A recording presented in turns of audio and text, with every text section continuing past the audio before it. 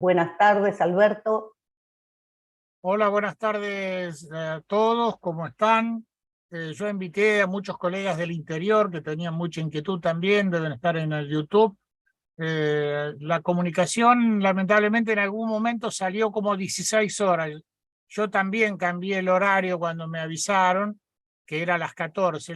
Seguramente alguno todavía va a quedar con la confusión de que es a las 16, pero lamentablemente no podemos hacer mucho. Va a quedar grabada, como vos dijiste, así que se va a poder aprovechar en la misma magnitud de lo que es estar presente, y aquel que le quede alguna pregunta, alguna consulta para hacer, como siempre, sabe que tiene mis redes como para poder hacerme llegar la consulta que estime necesaria.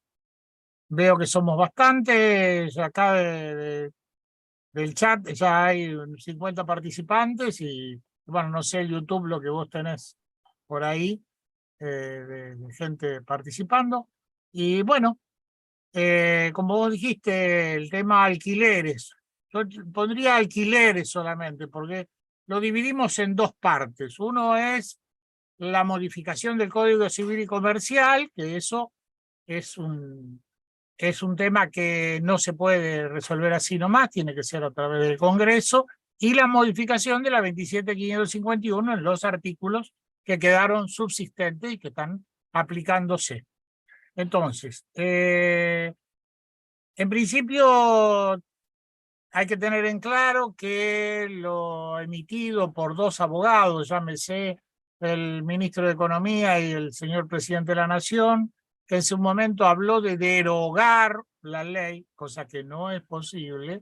No se puede derogar nada para volver a la situación de la ley anterior, de la legislación anterior, porque ya estaba vigente el Código Civil con otro formato. Y después salieron con una rectificación de esas declaraciones que hablaba de hacer una suspensión de la ley de alquileres, que tampoco se puede suspender porque eso generaría un periodo de anomia que de alguna manera empeoraría la situación, porque dejaría, digamos, la ley sin vigencia y qué estaríamos aplicando como un elemento de sustento legal para un tema tan importante como es el tema de alquileres, que afecta a millones de familias, tanto de propietarios como de inquilinos en todo el país, sin contar la de los inmobiliarios que tenemos que ayudar y acomodar y tratar de congeniar estos desaguisados legislativos que realizan nuestros ilustres legisladores. Yo le di un orden a esto, que es el orden en que salieron los dictámenes que se están tratando en la Cámara de Diputados, que sería el camino por el cual se podría, digamos, abordar la resolución de esta situación, que además es lo que corresponde, que se reúna la Cámara de Diputados, que definan cuál de estos dictámenes, o parte o negociando cuál sería la modificación que haya que hacer en todos los aspectos que corresponda, y que eso pase a su vez a la Cámara de Senadores y por ende surja una modificación genuina y acabada de la ley por los medios que la Constitución establece. No sé si ven todos el cuadro que estoy mostrando, que es una comparativa donde lo que dice la ley 27.551 está en la columna de la izquierda, hay una columna en el medio que es el dictamen de mayoría, y a la derecha hay un dictamen unificado de minorías, porque ahí confluyeron en ese dictamen tanto la doctora Camaño como Juntos por el Cambio, para poner un solo dictamen de minoría.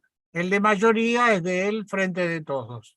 Entonces acá yo lo que desarrollé para obtener una mejor comprensión es la relación donde cada uno de los artículos y cada uno de los aspectos legales que se modifican quedan expresados puntualmente. Después incluso el que guste, si quiere tener el cuadrito, se lo hago llegar con todo gusto, no hay ningún problema. En principio, de la ley 27.551, el artículo 14 sí, es vigente porque la ley no se incorporó totalmente al Código Civil y Comercial, sino que estas partes siguen siendo parte de la ley. Y la ley habla en su artículo 14 del tema de los ajustes. Recordamos que el tema de los ajustes era valor único, moneda nacional, periodos mensuales, con ajustes anuales que se realizarían de acuerdo al índice del Banco Central, elaborado la mitad por el RIPTE y la mitad por índice de precios consumidores.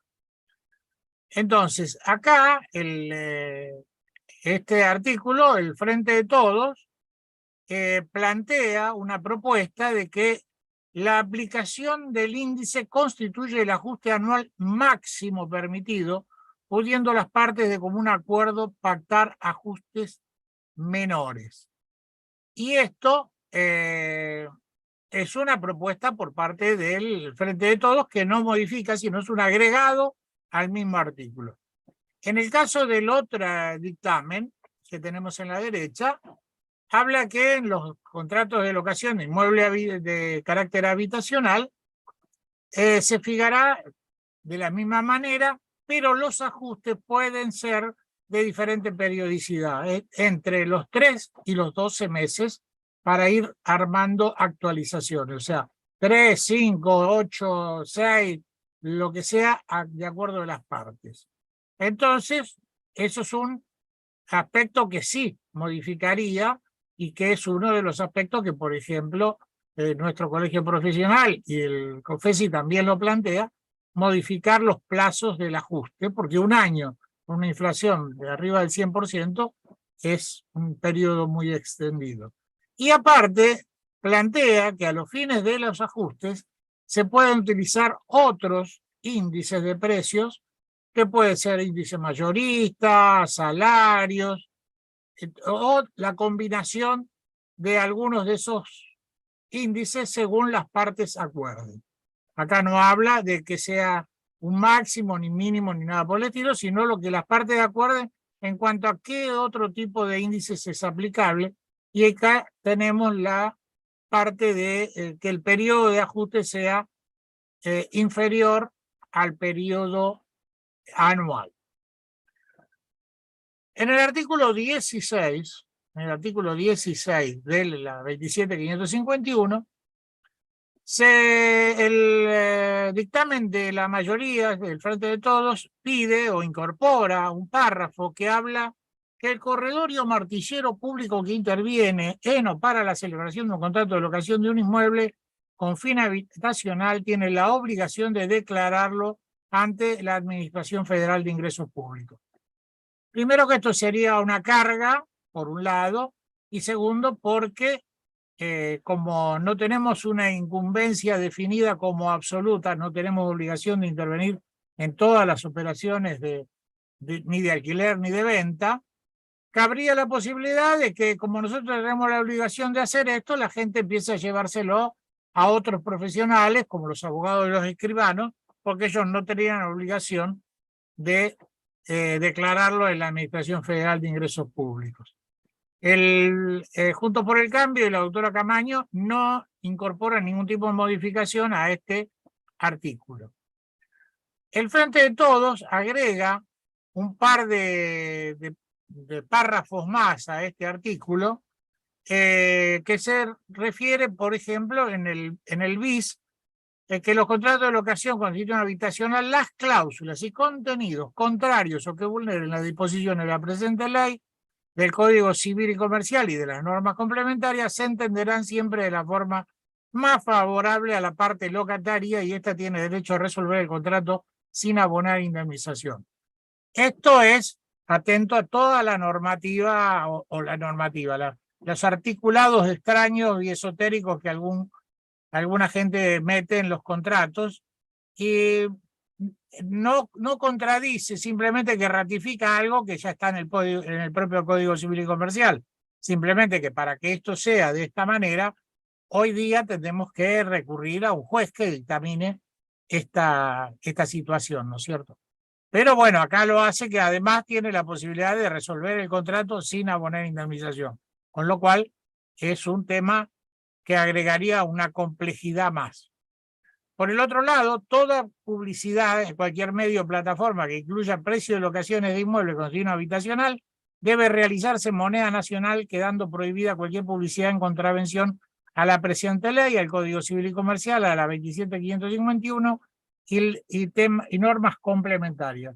Esto es obviamente para evitar las publicidades en dólares o que ya están apareciendo en muchos lados, ¿no? A pesar de que todos sabemos profesionalmente que están prohibidos contratar en una moneda que no sea la del país.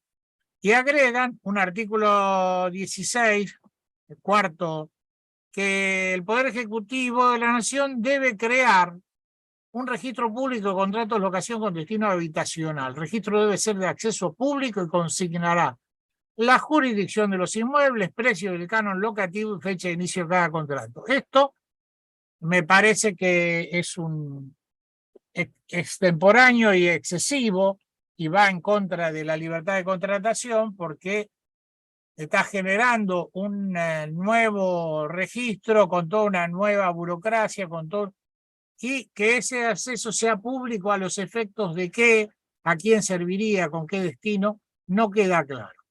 Pero bueno, esto está en la propuesta. En el momento que nosotros nos corresponda asesorar a un propietario de cómo está la evolución de las tratativas y las negociaciones desde el punto de vista formal y legal, que es a través de la Cámara de Diputados de la Nación, que es la instancia donde se encuentra, este tipo de cuestiones nosotros tenemos que tenerlas a mano y saber explicarle al propietario que esas son las propuestas de cada uno de los sectores que están aportando a la resolución del tema de la resolución de los alquileres a futuro, con estos conceptos, por qué es lo que afecta a cada cosa y cómo podría llegar a quedar si es que se resuelve de una manera u otra. Entonces, llegamos así al artículo 19 de la 27.551, donde habla del Programa Nacional de Alquiler Social, que todavía eso no se ha implementado nada y ya con la 20.037 ya tampoco hubo ningún avance en ese sentido. El dictamen de la minoría incorpora un nuevo ítem que habla de relevar y difundir de manera periódica y actualizada información estadística sobre la situación de las locaciones con fin habitacional en la República Argentina, identificando demanda locativa, cantidad de hogares inquilinos y sobre la demanda habitacional de alquiler social, beneficios alcanzados y las medidas adoptadas en su cumplimiento. Este tipo de, bueno, acá esta ley no está reglamentada, así como no están reglamentados los artículos correspondientes de alocación del Código Civil y Comercial, con lo cual acá no plantea quién lo va a aplicar, dónde y todo lo demás. Si bien en algunos casos, algunas jurisdicciones han estado realizando algunas cuestiones, por ejemplo, con el tema de beneficio en la Ciudad de Buenos Aires, han tomado algunas decisiones a nivel legislativo para apoyar a la puesta de viviendas a disposición para alquilar. Si bien, como ayer hablaba el amigo y colega Alejandro Braña en el noticioso de La Nación, lamentablemente son aportes que quieren realizar las jurisdicciones, en este caso de la Ciudad de Buenos Aires, que son muy mínimos y que son poco atractivos, en nuestra opinión, respecto de de los propietarios como para justificar o para darle una mejor condición para poder poner una propiedad en alquiler. El artículo 21 de la ley 27.551 habla de la resolución de conflictos, que en su momento decía que todo se debía hacer dentro del marco del Código Civil y Comercial, pero acá incorpora la Ley de Defensa del Consumidor y sus modificaciones, la 24.240 y la 26.361. Disculpen los números tan específicos, pero es importante. En el caso de una locación, solo afectaría lo que es defensa del consumidor lo que se refiere a publicidad y publicidad engañosa. El resto del tema entre lo que hace a la actividad del corredor inmobiliario y a la relación entre propietario e inquilino se rige por la justicia de cada jurisdicción o la que se determine. Y el hecho de que se trate de incorporar estos contratos al marco de defensa del consumidor, en principio, tengamos en cuenta que defensa del consumidor es aplicable a las suscripciones de todos los que sean contratos de adhesión. Los contratos de adhesión son aquellos contratos que yo firmo un formulario y no tengo derecho ni capacidad de modificar ningún ítem de ese contrato. Llámese un plan de ahorro para un auto, llámese la contratación de un servicio de internet y ese tipo de cuestiones, que tengo un formulario, firmo el formulario y me adhiero a los términos que dice ese formulario. No puedo hacer modificaciones. Y a mi entender, esto nos puede llegar a afectar en el sentido que mañana el Instituto de la Vivienda o Juan de los Palotes o el organismo que sea saca un modelo de contrato donde el propietario y el inquilino ponen la dirección que van a alquilar, ponen el precio, los nombres y ya están frente a un contrato, que es un preimpreso sin ningún tipo de otras formalidades de las que nosotros debemos tener en cuenta, porque cada uno de los contratos de locación que nosotros hacemos son individuales, específicos para cada propiedad, teniendo en cuenta las condiciones de cada propiedad, las condiciones del inquilino, las condiciones del propietario, las situaciones legales, formales y de tipificación del inmueble, del entorno en que se encuentra esa propiedad.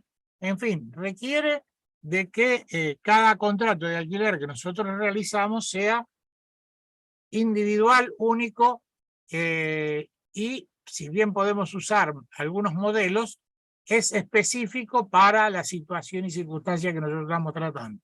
Si nosotros esos contratos los pasamos a usar de forma de un formulario preimpreso determinado por cualquiera, que después se reducen a un trámite bajo el régimen de defensa del consumidor, nuestra profesión ya carece de incumbencia y de necesidad para el rubro de locaciones, con lo cual es una advertencia importante para los colegas al tener en cuenta esto. Y además nos saca de la incumbencia de los juzgados y nos pasaría a la Dirección de Defensa del Consumidor, que depende del Ministerio de Desarrollo Productivo, que tiene, entre otras cosas, otras propuestas de actividades y políticas, recibir denuncias, redactar y poner informes y opiniones a las partes en caso de judicializarse, aportar al expediente, solicitar de oficio o requerimiento de parte la celebración de mediaciones, en fin, establece todo un régimen que no es compatible con nuestra función y además no es compatible con el mecanismo que nosotros usamos de especialización en el momento de la realización de los contratos y formalización de los contratos de alquiler de todo tipo, no solo los habitacionales, sino los temporarios por temporada o los comerciales, no importa acá el caso. Entonces, bueno, acá este agregado que se está haciendo da para pensar que se pretende sacar de la incumbencia de la justicia este tipo de cuestiones y llevarlas a otro ámbito donde incluso nuestra función pasa a un segundo plano o a un último plano por tendencia a desaparecer. El artículo 1196 del Código Civil y Comercial, y aquí vamos al Código Civil y Comercial, habla de que en el contrato de alquiler, en la locación habitacional, no se puede requerir al locatario pago de alquileres anticipados. En este caso, la propuesta de minoría habla de que sí se incorpore la posibilidad del pago de alquileres anticipados por periodos mayores a un mes, sin perjuicio de aquellos pagos anticipados que el locatario decida realizar al inicio o durante el transcurso del contrato. Este es un punto que ayudaría a aquellos inquilinos que quieren hacer el pago por adelantado total o parcial de los contratos en una negociación en cuanto a precio, condiciones del contrato, etc. Esto es lo que propone la minoría de Juntos por el Cambio más la doctora Camaño. Y la propuesta del Frente de Todos propone incorporar en el capítulo B de los depósitos en garantía que no puede ser por una cantidad mayor el depósito, ¿no es cierto? Por una cantidad mayor del importe equivalente al primer mes de alquiler. Además le incorporan, le intercalan un texto que dice el depósito de garantía debe ser entregado, o sea que esto pasaría a ser de orden público, obligatorio, no lo puedo modificar por el contrato, por el locatario en 6 cuotas mensuales iguales y consecutivas a partir de la fecha de la firma del contrato. Con lo cual, no solo el contrato, la garantía que hoy recibimos a valor inicial y que al momento de devolverla hay que devolverla actualizada a valor del último mes de alquiler que el inquilino abonó, sino que además va a perder valor por los 6 meses de inflación si lo van a pagar en 6 cuotas. Con lo cual es un elemento más que empeoraría, digamos, las condiciones que un propietario tendría en cuenta para poder incorporar una propiedad a un régimen de locación. No nos olvidemos que ya el hecho de decir que al momento de reintegrarse el depósito, ese depósito debe ser a valor del último mes, presupone que el legislador, en la ocasión que hizo esta ley hace ya casi 3 años, pensó que el propietario con ese depósito de garantía tenía un modo de inversión o de lucro que le permitiera tener un resultado económico que hoy, desgraciadamente, sabemos que incluso a partir de la propia inflación que contamos, no hay ninguna actividad, salvo las ilegales como el tráfico de drogas, que pueda llegar a obtener un margen de ganancia o de mantenimiento de valor, digamos, conservación de valor, que me permita al cabo de los 3 años obtener la suma del valor actualizado del alquiler. Entonces, si yo lo tengo que considerar, tomo un depósito a plazo fijo y hoy estoy viendo que ayer el Ministerio de Economía resolvió llevar los depósitos a plazo fijo al 97%, pero estamos hablando de una inflación de 120, o que sea que yo al cabo del primer año ya perdí un 20% de ese valor inicial. El segundo año puedo llegar a perder otro 20% y el tercer año otro tanto. Entonces, cuando llegó el fin del contrato, yo tengo un valor depreciado que realmente el hecho de tener que devolverlo a valor del último mes de alquiler genera un castigo para el propietario que no tiene manera de recuperar financieramente. Así que lamentablemente acá hay un error legislativo que con esto todavía agregaría un elemento más en detrimento del interés de aquellos que quieren poner su propiedad en alquiler, porque generaría otra pérdida. Si bien hay algunos lugares, especialmente en Córdoba, por lo que yo conozco, donde hay contratos de alquiler que se hacen sin depósito en garantía, con lo cual no requiere devolución del depósito en garantía, pero complementariamente, creo yo, deberían de asegurarse de tener un buen garante, porque llegados los 3 años y no tener un depósito en garantía, tampoco dispondría o tendría que disponer el inquilino de todos los compromisos que tiene que asumir al momento de devolver la propiedad, sea de reparaciones, deudas y todo lo demás, que se le juntan en esas circunstancias, más lo que presuponemos que, como estaba alquilando, tendrá que contratar un nuevo alquiler y se le va a sumar todo lo que es el inicio de un nuevo contrato. Es para tenerlo en cuenta. En Córdoba se acostumbraba que el depósito en garantía se cubría con pagarés, cosa que la ley explícitamente, el Código Civil, lo prohíbe.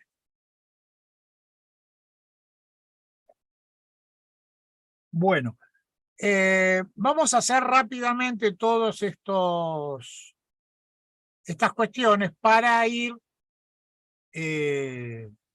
avanzando con algunos aspectos que son los que figuran en las propuestas, tal y como salieron de la Cámara de Diputados, para después en la charla vayamos desbrozando algunas de estas cosas y por ahí tratando de ayudar a clarificar algunos temas que todavía están dando vueltas en la cabeza y la gente cree que se modificó la ley, y no hay nada, la ley sigue vigente, hay un montón de cosas que se van a empezar a complicar porque a partir del 1 de julio empiezan a aparecer los contratos que terminan al cabo de los 3 años del primer contrato, hecho bajo esta normativa, por lo tanto, también ahí vamos a tener cosas para comentar.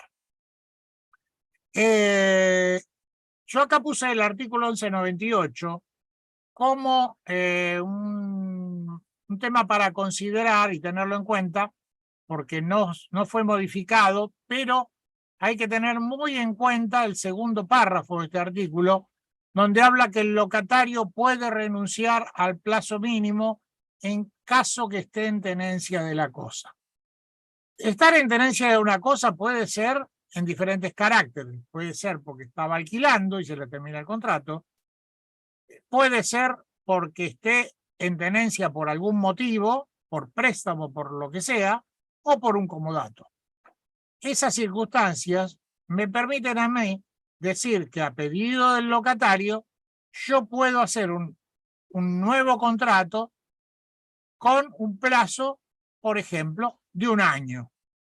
Y ese plazo de 1 año lo acuerdo a nuevo valor con las nuevas condiciones, en nuevas pautas, incluso hasta cambiando el garante si fuese posible, porque no sería una renovación, sería un contrato nuevo.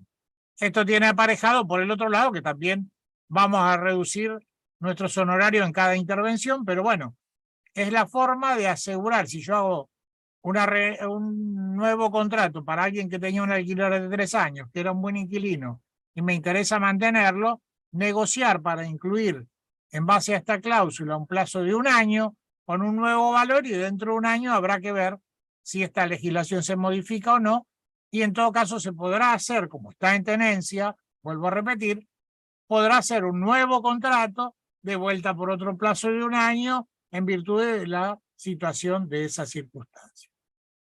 El artículo 1199, que habla de otras excepciones al mínimo legal, habla de, en este caso, la propuesta de Juntos por el Cambio con la doctora Camaño, especifica un poquito más habitación con muebles que se arriende con fines de turismo, descanso o similares, y para cualquier otro fin temporario en interés del locatario. Y acá aclara, porque esto también es importante, si el plazo del contrato de los contratos consecutivos supera los 3 meses, se presume, salvo prueba en contrario, que no fue hecho con estos fines. O sea que estamos haciendo un sucedáneo, estamos disfrazando un alquiler temporario de situaciones de carácter de vacacional, etcétera, estamos fraguando un alquiler de 3 años a través de sucesivos contratos de 3 meses. Entonces eso especifica con mayor precisión que eso está bien prohibido. Y después cambia un ítem que proponen acá, donde habla en la ley, en el texto original hablaba de exposición o oferta de cosas o servicios en un predio ferial, habla de las locaciones de puestos en mercados y ferias para darle una mayor amplitud, porque predio ferial puede restringirse. Cuando habla en el artículo 1201 de la conservación de la cosa, o sea, del inmueble, en condiciones de ser utilizado para el destino que se había convenido, o sea, que para que el inquilino tenga el uso y el goce acorde a lo que fue contratado, acá siempre tenemos la discusión de qué son los aspectos que se consideran urgentes y quienes no son urgentes. Y en este caso, agrega en el caso del dictamen de Juntos por el Cambio que se entenderá como urgente cualquier reparación de aquellas prestaciones que por su gravedad impidan u obstaculicen el uso y goce convenido sobre el bien local. Esto es un agregado que está bien, es factible, es interesante, pero realmente no da precisión de diferenciaciones entre qué es urgente y no es urgente. Para una persona que está, qué sé yo, en el sur, que se le rompa el calefón es de suma gravedad, cuando para una persona que vive en el norte de nuestro país, que tenga un cortocircuito y se quede sin electricidad, es de la misma magnitud. Y entonces acá, ¿cuál es lo que significa gravedad para determinar eso de las 24 horas para que lo realice el trabajo el inquilino, intimando, etcétera, etcétera? No hay una aclaración. Acá lo que yo he visto, por ejemplo, algunos casos de colegas que han incorporado en los textos 24 páginas con todas las expresiones de qué cosas son urgentes y qué cosas no son urgentes. Pero si eso se judicializa, todos esos anexos del contrato, habrá que ver si los tiene en cuenta el juez y en qué condición. Entonces, es un tema que se definiría mejor si la legislación tuviera la correspondiente reglamentación. La reglamentación, todos sabemos que se hace por decreto de un organismo idóneo que está en la materia y que en ese sentido aportarían términos y características más definidas a lo que se pretende en la legislación general. El artículo 1221, que habla de la resolución anticipada, habla de que transcurridos los 6 meses, notificando fehacientemente al locador, etcétera, etcétera. Bueno, lo único que acá se está considerando en el dictamen de Juntos por el Cambio es que para considerar el cálculo del valor al mes locativo que se entrega al inmueble para la correspondiente indemnización, los destinados a vivienda, se realiza con una anticipación de 3 meses más y dicho preaviso opere con sus efectos luego de haberse cumplido los 6 meses. Esto lo tenemos claro. Si quiero rescindir sin abonar una indemnización, pasados los 6 meses de alquiler, aviso y me puedo retirar al mes 9. Y ahí me tienen que devolver depósitos, salvo lo que esté pendiente de pago, y no tengo que pagar indemnización. Y en el caso de que no lo haga, siempre será al valor equivalente al mes locativo desde que se entregue el inmueble para las indemnizaciones. Lógicamente, si la devolución del depósito es a valor del último mes, la indemnización también es a valor del último mes. Bueno, acá hay una serie de agregados que se han incorporado que no corresponden a la modificación del régimen de alquileres, sino que corresponden a, digamos, reformas, a articulaciones de carácter impositivo que pueden incidir en el tema de locaciones. Volvamos con la intención de llevar un alivio fiscal a los propietarios con el interés de que con esto estén incentivados para poder poner propiedades en alquiler.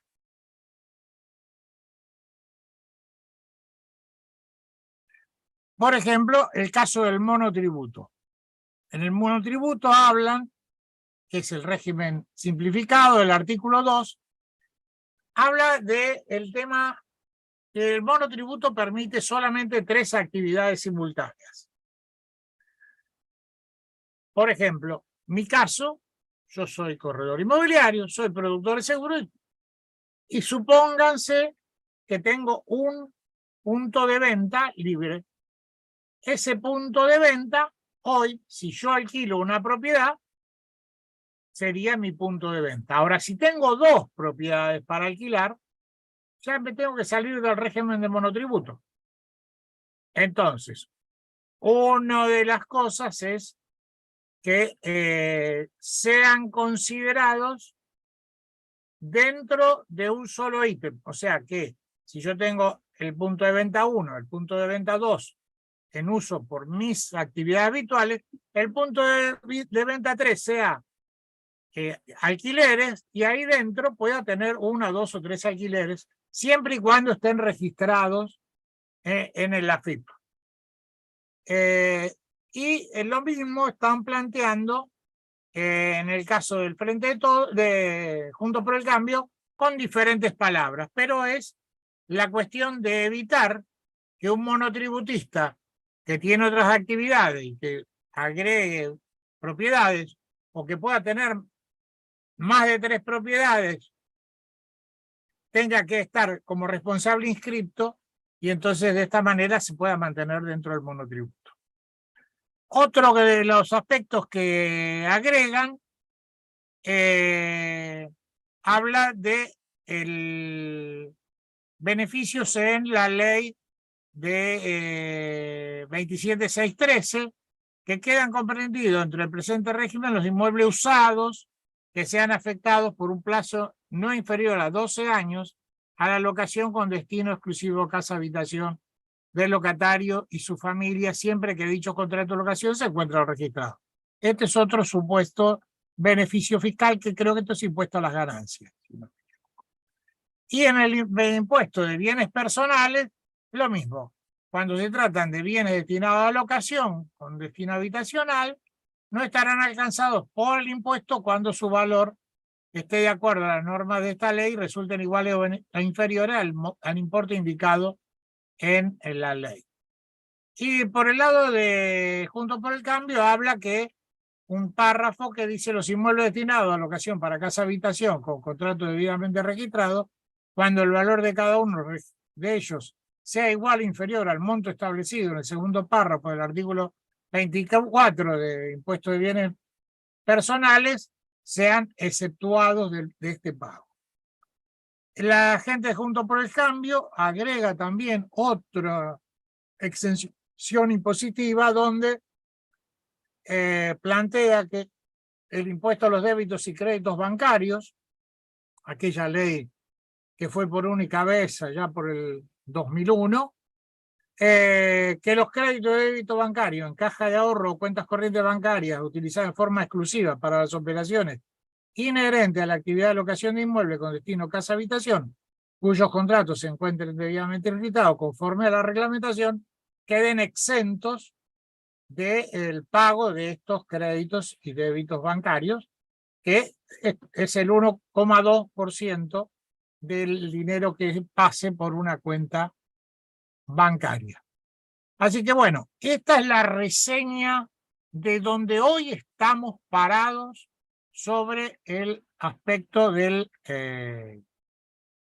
lo que significa digamos, el tema de ¿Qué hay legislativamente que es la forma de ir hacia la modificación de la legislación de alquileres? Esto es muy clarito, cualquiera lo puede pedir, lo van a considerar, lo van a tener a mano, lo van a poder mostrárselo, exponérselo y entregárselo a ¿cómo se llama? A poder exponérselo, sobre todo a los clientes que hoy tienen la necesidad de entender de qué se está hablando, ¿no es cierto? De qué se está hablando en este tema de los alquileres. Así que voy a salir de la pantalla y vamos a ir viendo lo que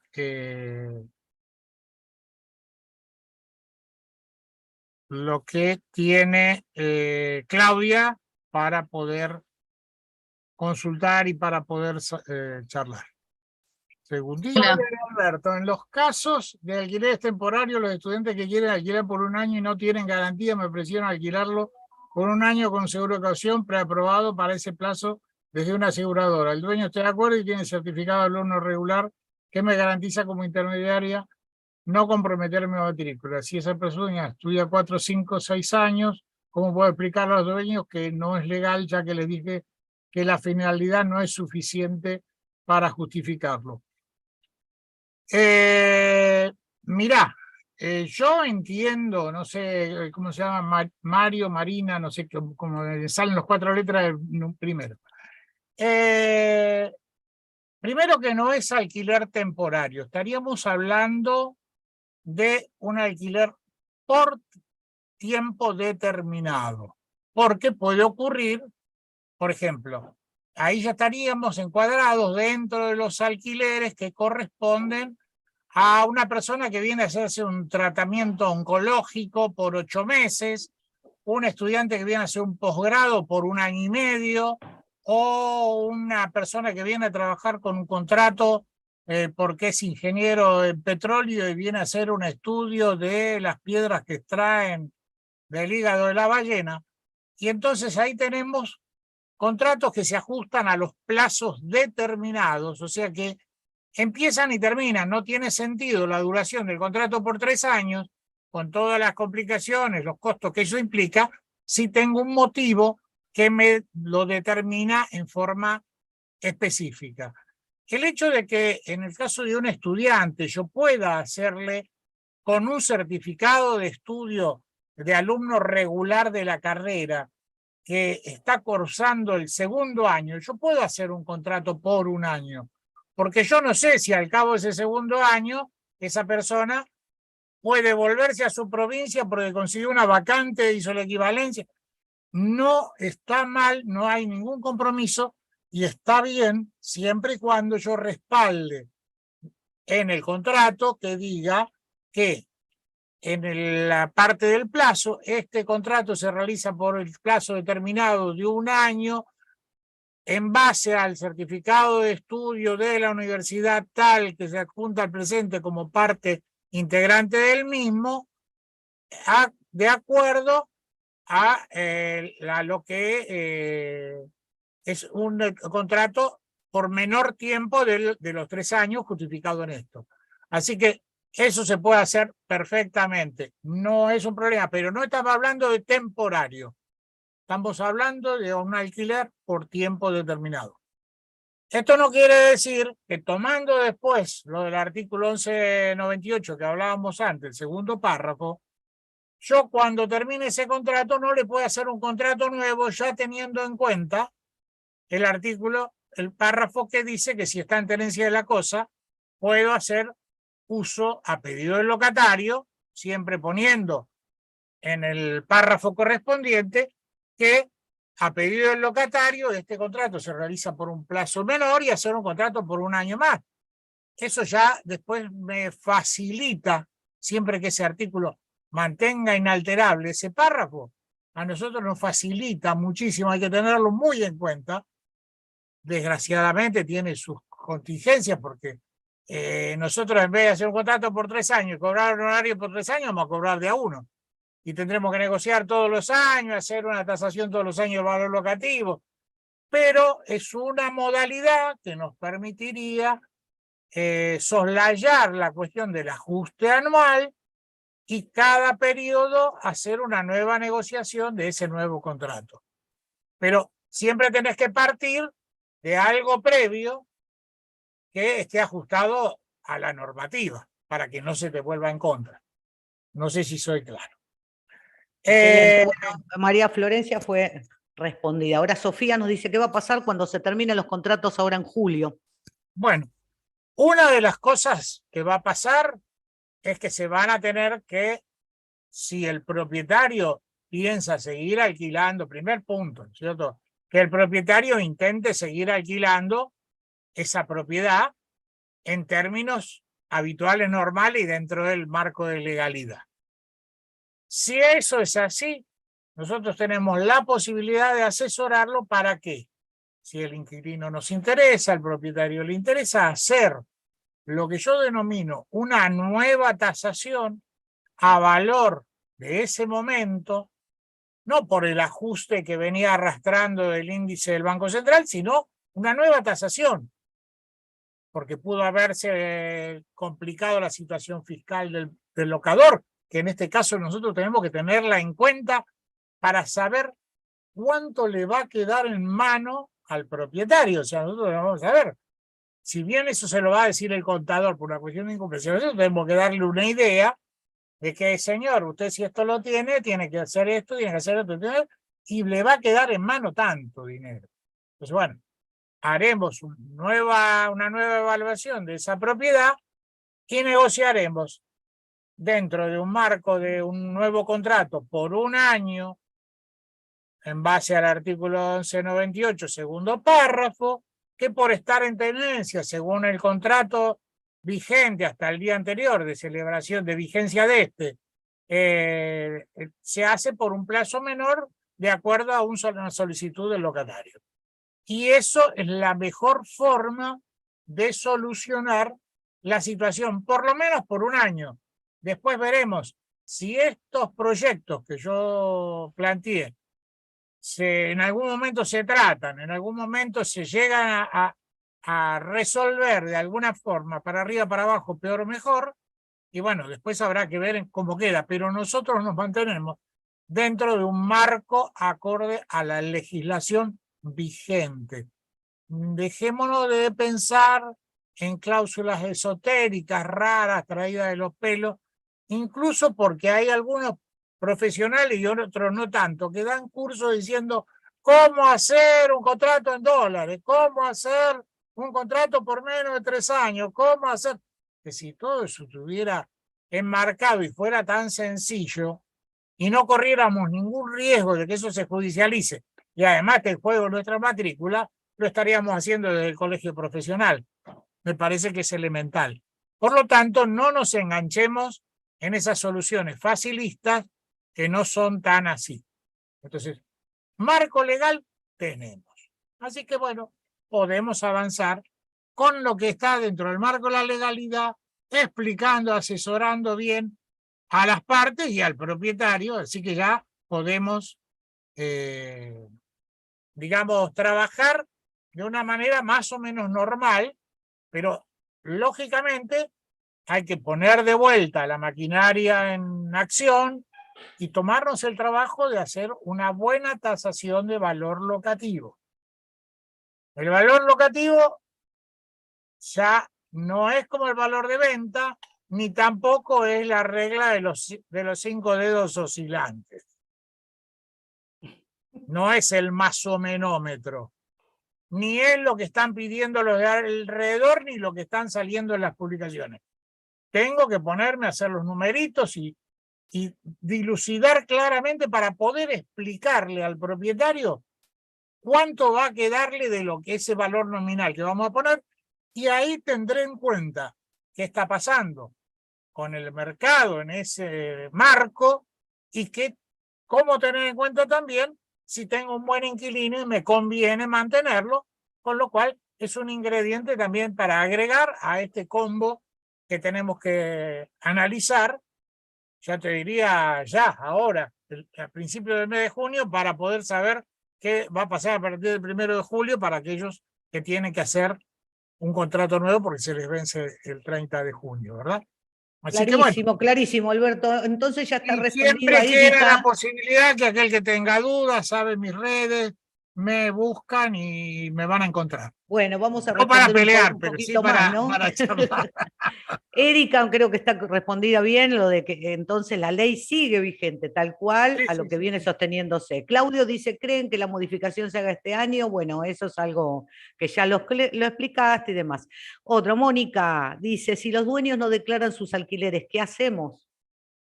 No hacemos nada. La ley dice que la responsabilidad es de ellos. Ahora, Correctísimo. tengamos en cuenta, el propietario puede no hacerlo. Nosotros debemos clarificarle que al existir esa ley de inscripción, si el inquilino lo denuncia ante la AFIP, tiene hasta 6 meses después de finalizado el contrato para denunciar el contrato. O sea, por un lado, intimar a que el propietario lo denuncie. Si no lo hace y no le da respuesta al propietario, lo puede inscribir el inquilino. Y si lo inscribe el inquilino, seguramente la AFIP le va a estar abriendo los ojos y le va a caer al propietario la multa por falta de información de declaración jurada, que creo que eran 5.000 y pico de pesos por cada periodo que omitió informar, más el ajuste de todos los impuestos que le corresponderían estar afectados por esa situación. Con lo cual, el chiste de no anotar en el RELI les podría costar bastante caro. Y más si tenemos en cuenta que se viene de años difíciles, de una relación compleja, donde el hecho que se estirara de 2 a 3 años hizo muy larga la relación entre el propietario e inquilinos, con lo cual hay muchas cosas que están muy lábiles, muy quebradizas, por decir de alguna manera. Entonces, no exponer, o sea, por lo menos advertirle al propietario que no se exponga a que tener una denuncia de este tipo porque lleva las de perder. No quiere decir que nosotros nos comprometamos a hacérselo nosotros. Eso lo tiene que hacer él por su cuenta, hacer que se lo haga su contador. Algún colega lo hace, se lo cobra o lo hace como una prestación de servicio, pero no es nuestra responsabilidad hacerlo. ¿Está? A raíz de eso, Mónica dice, como corredores, ¿nos vemos perjudicados si no declara el inmueble? No, vernos perjudicados no nos vemos. Lo que pasa es que el problema es que se va a generar toda una situación que va a terminar judicializándose, el inquilino va a hablar mal de nosotros, independientemente porque estamos en el medio, y el propietario también va a hablar de nosotros porque va a decir, no, pero no me dijeron nada. Entonces, bueno, lamentablemente yo digo que la justicia nos tiene en una muy mala catalogación, y cuando se habla de corredores inmobiliarios nos colocan en una categoría por debajo de los vendedores de auto usado, violadores de niños seriales, administradores de consorcio, y después estamos los corredores inmobiliarios como malas personas en la creencia de la justicia. Entonces, siempre nos van a pegar a nosotros. Quédese tranquilo. Bueno, aquí voy a ir por la última, después vuelvo a retomar el hilo, ¿sí? Carlos está diciendo, en alquileres temporarios, ¿quién paga la, bueno, comisión no es, son los honorarios, Carlos? ¿Y cuál es el porcentaje a cobrar? En alquileres temporarios se puede cobrar al locador o al locatario, y según el caso, las localidades, las zonas, se puede cobrar diferentes valores.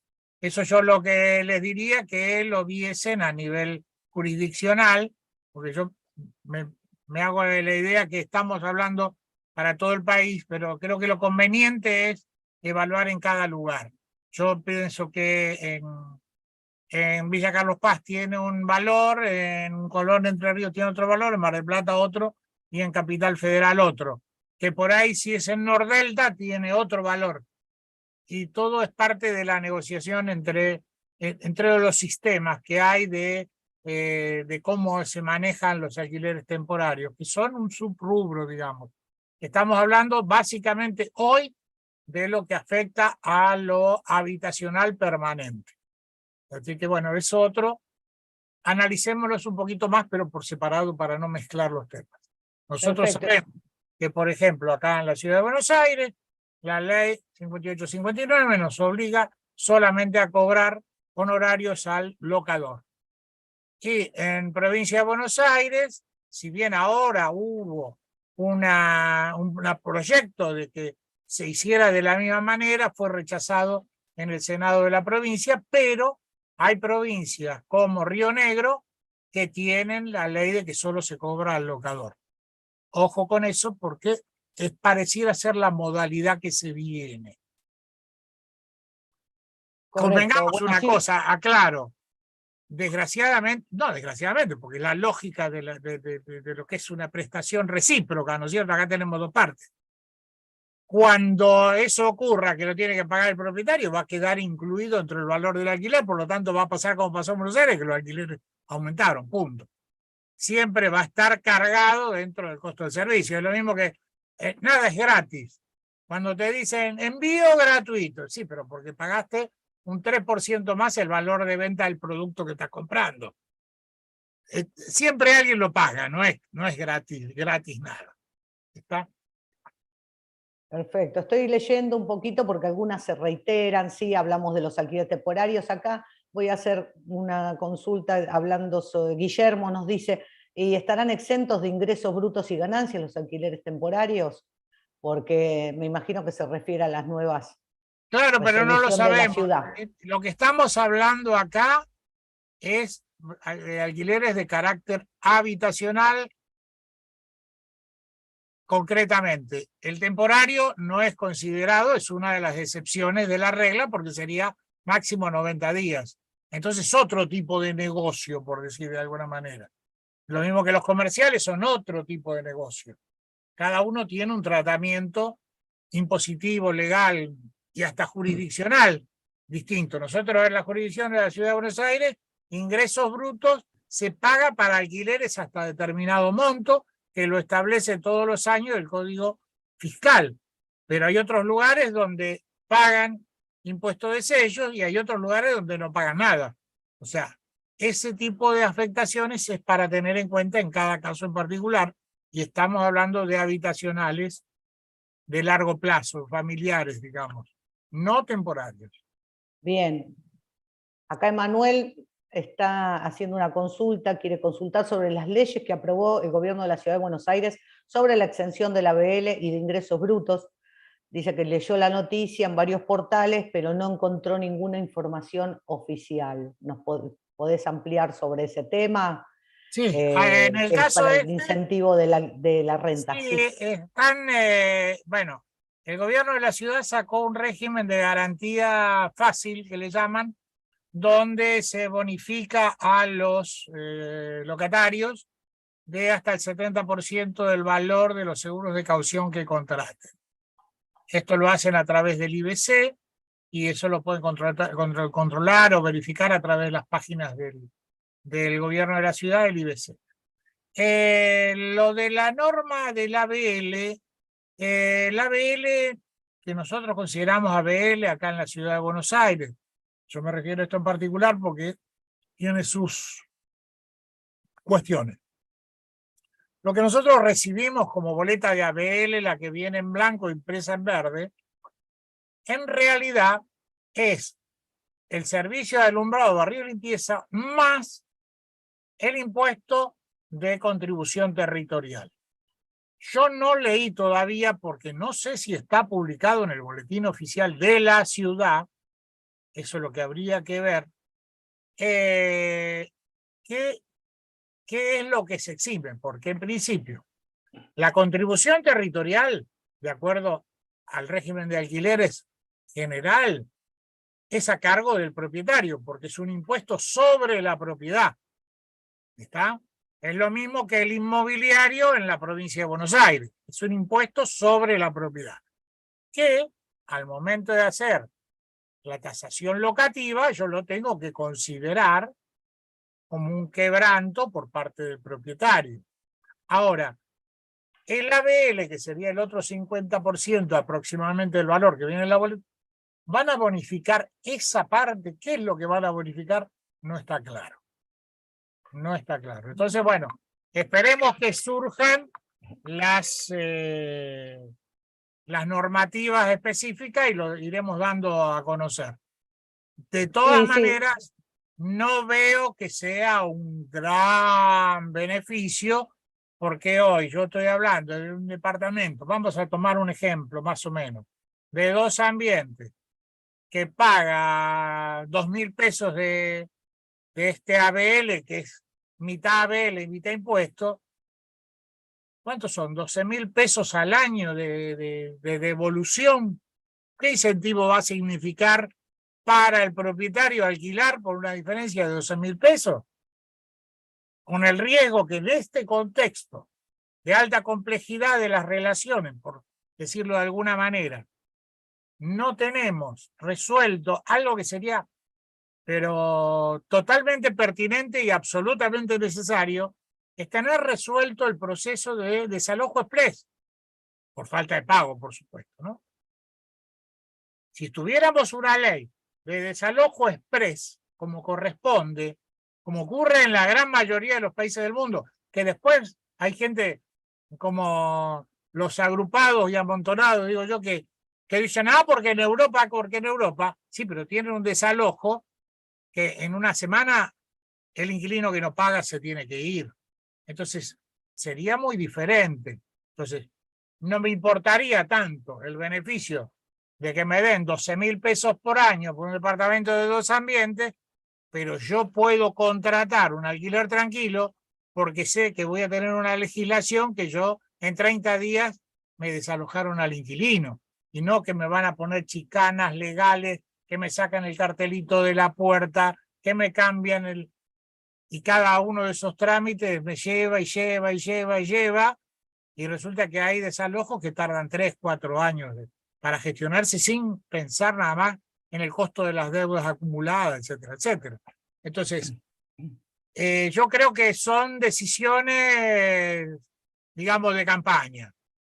Efectivas, no creo que agreguen gran cosa. Perdón que te interrumpa, Alberto. Acá Rodolfo nos está aclarando que ese tema de ABL fue votado el día jueves pasado en la legislatura y por lo tanto estimamos que no está publicado. Sí, obvio, Claro, Rodolfo. claro, claro. Salió Obvio. como decisión, pero no está. Pero al estar en el boletín oficial, ahí vamos a tener Pero la. fue votado, Claro, por Alberto. eso, por O eso. sea, lo que Falta falta la es, promulgación por parte del Poder Ejecutivo y la exactamente, publicación en el boletín oficial. claro, y El otro que. regularlo para que digamos, se haga efectivo Claro, directamente, claro. ¿no? No, Para que aparte manden, porque después viene la instrumentación. además, la Claro, instrumentación porque de la convengamos ley. que, por ejemplo, está instrumentado el beneficio de la quita de subsidio, mantener el subsidio. Claro, pero después atado a eso me dicen que si me anoté para los subsidios no puedo comprar dólares, no me puedo casar por el registro civil y me van a tirar de la oreja si cruzo. O sea, Tal cual. después empiezan a mezclar las legislaciones y son cuestiones que habrá que analizar. Habrá Lo que otro que, explicar, exacto, habrá que esperar un poquito más. Sí, claro, espera que haga un paréntesis porque junto con Giselle el dice, ABL, qué otra cosa hablaba la consulta que vos me estabas haciendo? Yo me agarré al yo, ABL, que era lo primero. ABL como... un segundito, hago un paréntesis para todos los que están y justamente como Giselle pregunta, si va a quedar grabado en algún lugar este seminario, sí, va a estar en el canal de YouTube del Colegio Profesional Inmobiliario, ¿correcto? Así que todas las charlas que los disertantes obviamente nos permiten se encuentran alojadas en ese canal. Así que esta también va a estar una vez que se termina, se edita, faltan unos ajustes tecnológicos y sube. Ese era el paréntesis que quería hacerte. Otro sobre el ABL. Junto con el ABL vos me preguntaste algo que habían preguntado. ABL y ingresos brutos. Ingresos ingresos brutos. brutos. No conozco, o sea, en ingresos brutos de la ciudad de Buenos Aires, vuelvo a referir, porque este mismo tema de las garantías y todo este tipo de cuestiones también se está tratando en otras jurisdicciones del país. Por ejemplo, me decían que la ciudad de Rosario estaba por hacer algo parecido a la garantía fácil, me lo comentaba la gente del Instituto de la Vivienda. Pero no sé si en otras jurisdicciones también estarán pensando en esto. Ingresos brutos, si los alquileres, creo que, si mal no recuerdo, eran inferiores a 35.000 pesos, no abonaban impuesto a los ingresos brutos. Pero no sé si en esta última actualización de la ley fiscal eso subió, pero de todas maneras, el ingreso bruto de un alquiler creo que está en el 3,5%. Tampoco es, supongamos que sea un alquiler de 50.000 pesos, el 3,5 son 1.500 pesos, o sea que no es una entidad como para que los locadores salgan, alquilemos, alquilemos, alquilemos, ¿no es cierto? Convengamos eso. Habrá que madurar la idea, ver el trámite que hay que hacer, qué otra registración, complemento y todo lo demás nos plantean para adherirnos a esos regímenes de beneficios fiscales. Esperemos. Hay que esperar la instrumentación, En la medida Alberto. que vayan Ese es otro. surgiendo novedades, las vamos a ir Obvio, comentando. vamos a seguir haciendo y quizás hacemos otro encuentro contigo. Sí, no, a la medida que se vaya ¿Por qué no? ampliando. Y sí, es tan dinámico todo, todos los días Sí, en cambio. sí. Así que podemos, muchos han escrito también diciendo vuelvan a las charlas virtuales, como en este caso con el Zoom, que son, o sea, que claro, obviamente es mucho más cómodo y demás, porque sabemos que lo que No, implica aparte en venir a este una caso, presencialidad.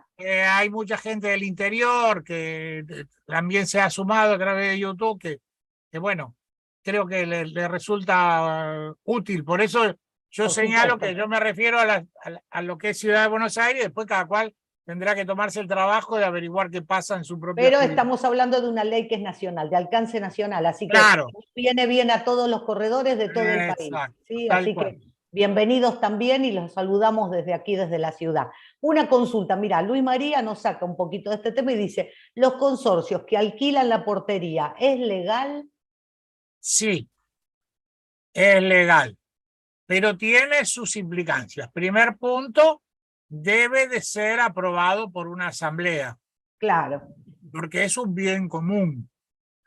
Pero ahí hay que aclarar que es responsabilidad del administrador del consorcio, y esto lo digo como administrador del consorcio que yo soy, debe desdoblar la contabilidad, por decirlo de alguna forma, del consorcio, porque el consorcio tiene las mismas obligaciones cuando realiza una actividad comercial, porque en este caso sería una actividad comercial, que es lo mismo que si tengo alquilada la terraza para una antena, que tengo la medianera para un cartel, o si tengo algún otro de estos elementos que le dan sobre bienes comunes un ingreso al consorcio. El consorcio se tiene que comportar ya no como un responsable exento, sino que tiene que inscribirse como, por lo menos como monotributista, para poder facturar y pagar las cuestiones impositivas que le corresponden. Si corresponde ingresos brutos, si corresponde impuesto a las ganancias desde el punto de vista nacional, y si corresponde a bienes personales. Por ahí el valor fiscal, pero en bienes personales, por ejemplo, tiene que estar inscripto igual, aunque no les corresponda por el monto de la evaluación de ese inmueble. Pero tiene que llevar dos contabilidades separadas. No puede hacer un recibo y entregarlo así nomás. Esto a nivel del administrador. Cuando hay una portería o algún otro elemento que es un bien común del consorcio, que le presenta un ingreso para el consorcio, tiene que ser emitida la factura y pagados los impuestos que corresponden. Y eso es responsabilidad de las administraciones y hay que exigírsela como copropietario a la administración, obviamente, y controlarlo. Ampliando un poquito, eso es una pregunta mía, Sí. ampliando un poquito sobre ese tema, o sea, tiene que ser con un poder que le brinda el 100% de Con la una asamblea, asamblea. ¿la asamblea tiene que estar al 100% de No, acuerdo no o puede haber un... necesariamente. No hace falta. Pero tiene que sí ser una decisión que esté al conocimiento de todos y que tiene que estar notificado.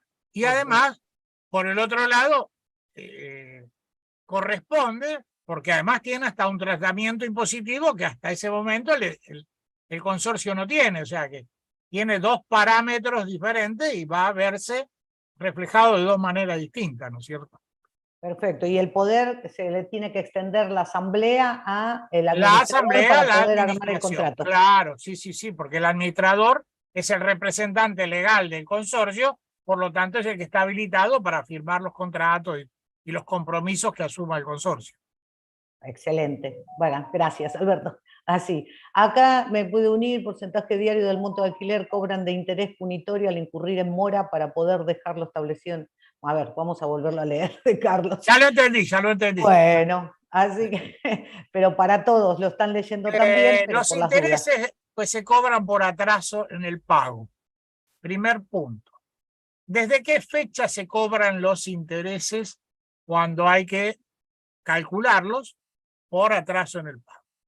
Nosotros ponemos en la mayoría de los contratos que el periodo de pago es del 1 al 10 de cada mes.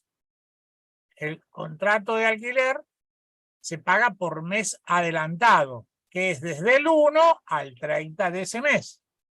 O sea que si yo el día 14 tengo que cobrarle recargo por intereses punitorios, por pago fuera de término, lo tengo que hacer sobre los 14 días transcurridos desde el principio del mes, no sobre el beneficio que yo le doy de que pague del 1 al 10. Ese es un aspecto que tiene que quedar en claro. Y el otro aspecto es qué interés voy a colocar en el contrato para que ese interés represente algo legal y que no pueda ser acusado el locador y el inmobiliario como que estoy colocando una tasa usuraria en el cálculo de ese interés por mora. Yo suelo utilizar para tenerlo en forma general y que es público y que es notorio, es la aplicación de la tasa de interés que cobra el Banco Nación Argentina por los adelantos en cuenta corriente transitorios en cuenta corriente sin autorización. Esto figura en la página del Banco Nación, así como figura los valores de plazo fijo, 1 vez y media esa tasa. Porque dentro de las tasas que establecen los bancos como prestaciones de servicios bancarios, esa es una de las más altas. Pero que yo estoy respaldado, señor. Esta tasa está en el Banco Nación. Si lo está cobrando el Banco Nación, ¿cómo me vas a acusar de usurario? Si el Banco Nación es que lo está cobrando, no lo estoy cobrando yo porque se me ocurre cobrar el 10% mensual.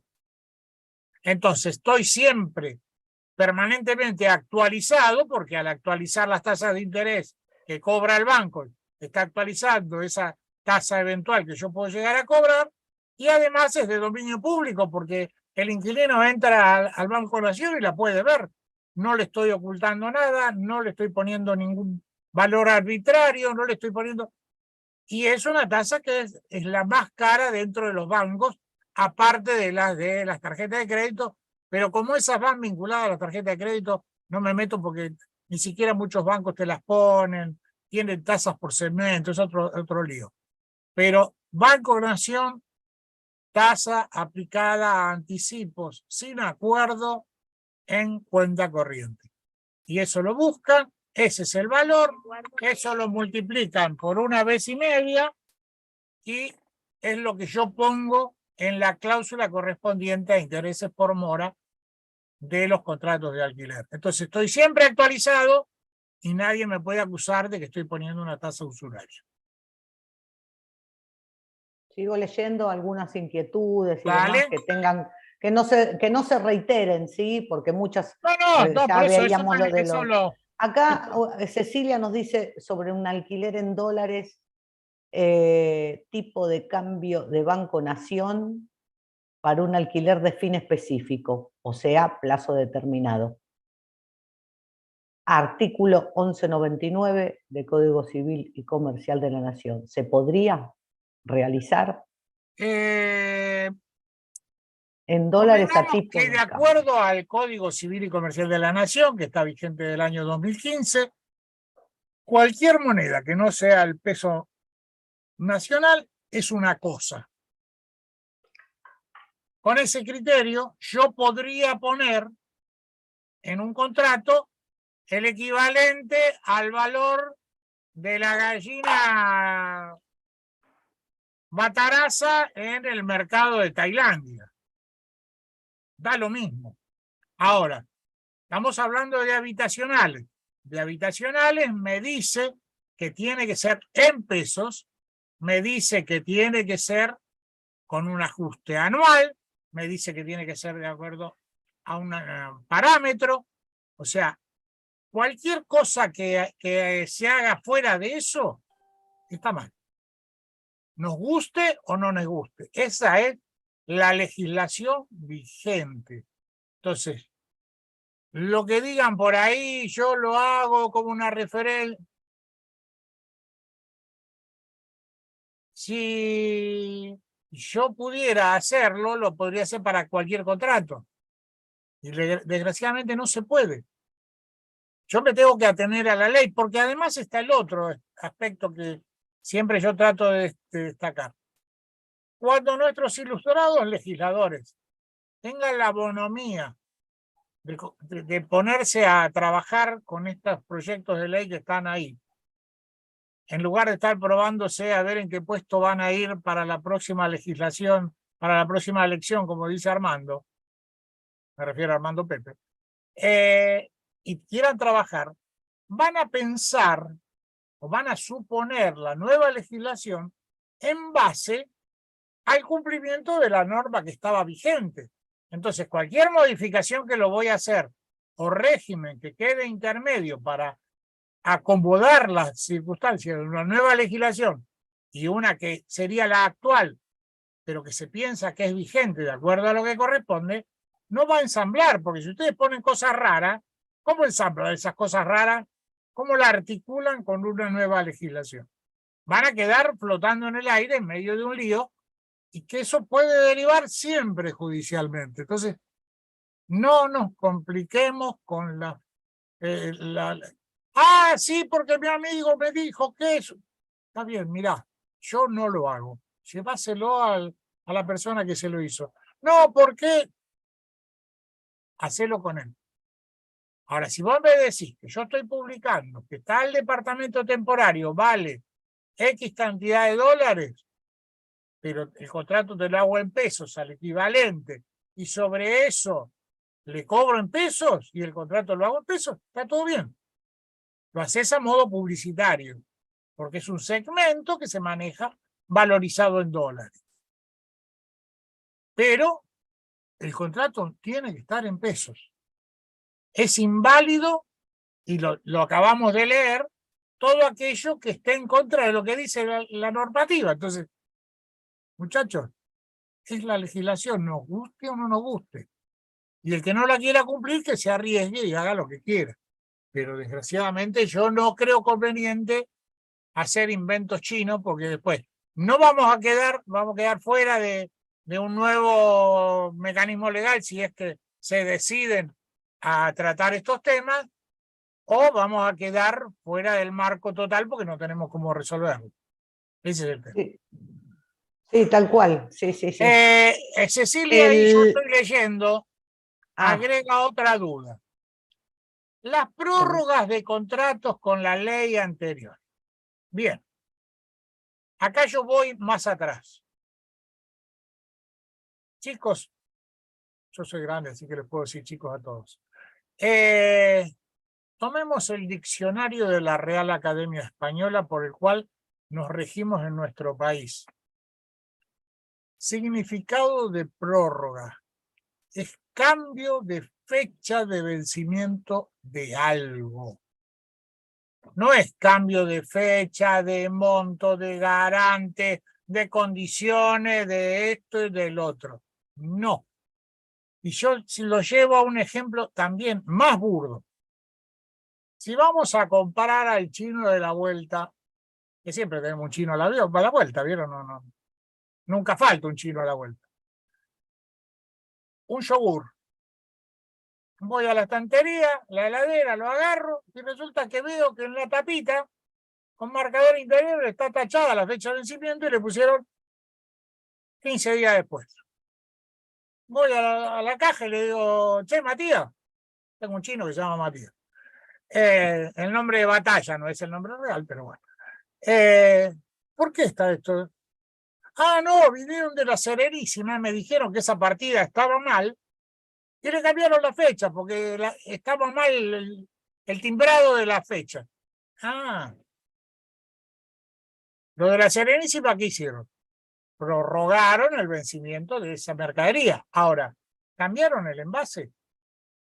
No. ¿Cambiaron el contenido? No. Ni siquiera cambiaron la tapita, que es lo que estaba mal. Entonces, prórroga de un contrato, de cualquier contrato, no solo de locación, es en la cuestión del término y finalización del contrato. No es disfrazar un contrato nuevo cambiando otras pautas, porque no hay jurisprudencia de que eso sea admitido. Y si no, quisiera que me la muestren quienes son los abanderados de decir que se puede hacer prórroga de prórroga de prórroga con la ley anterior y que todavía está vigente la ley anterior. Eso es de loco. Porque si yo voy con una de esas prórrogas a un juez, me dice, señor, esto está hecho de acuerdo a algo viejo, que además no se puede hacer porque está modificando más cosas que la que está previsto por una prórroga, adecúese a la normativa vigente. Punto. Ah, no, pero yo lo hice. Adecúese.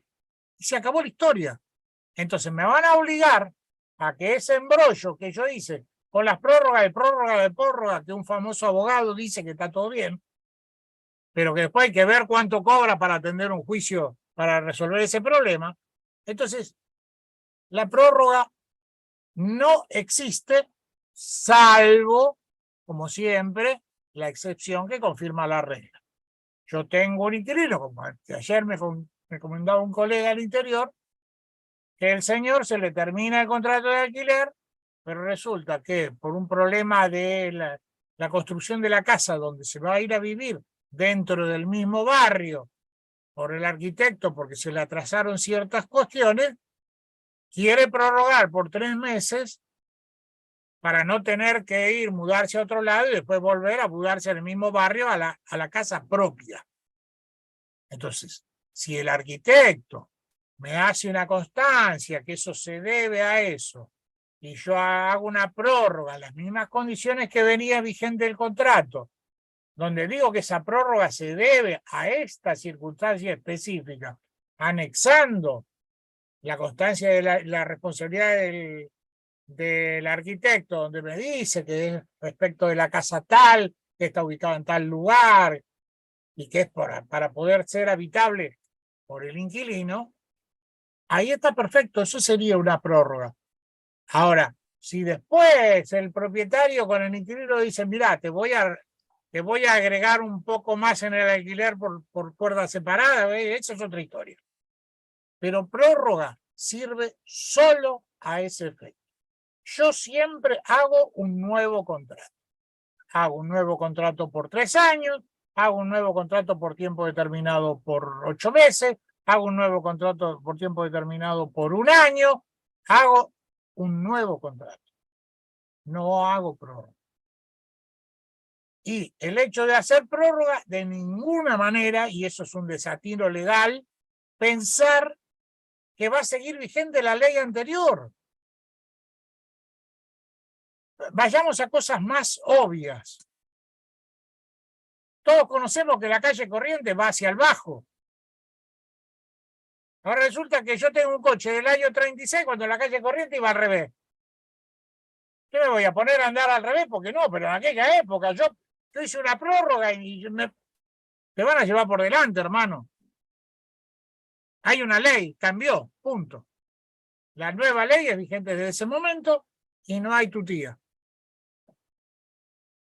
Queda claro, Perfecto. eso me gustaría que nos lo metamos en la cabeza porque es muy importante no engancharnos con todas estas ideas brillantes, que si fueran tan brillantes, las estaríamos difundiendo a través del colegio, las estaríamos haciendo a través del colegio, y estaríamos bárbaros, porque todos ganaríamos plata a mano llena, en vez de tener todos estos zafarranchos que tenemos. Por no hablar mal como un señor abogado ministro que dice que tenemos muchos quilombos.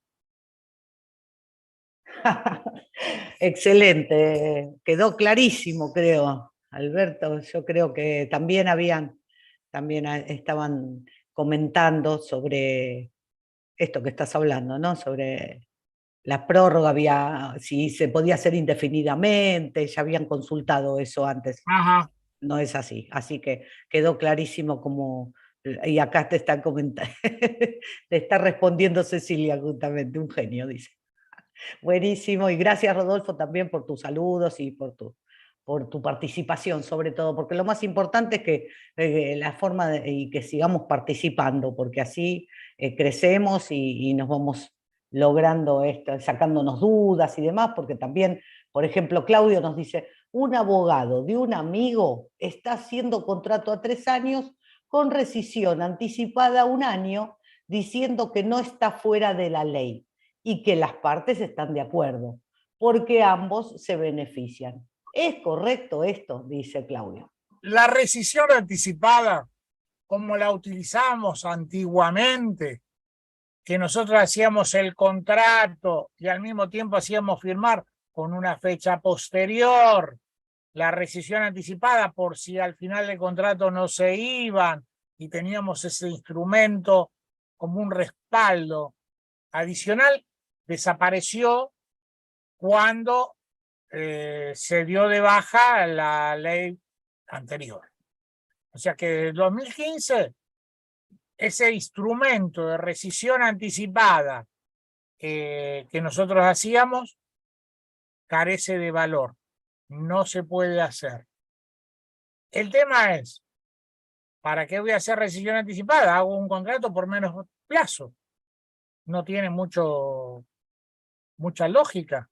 Entonces, sinceramente, no le veo cuál es la ventaja de hacer una rescisión anticipada, porque además hay una cuestión de lo que dice básicamente los términos de los artículos del Código Civil y la 27.551 tienen un alto contenido de artículos que son de orden público. Y esto me gustaría aclarar.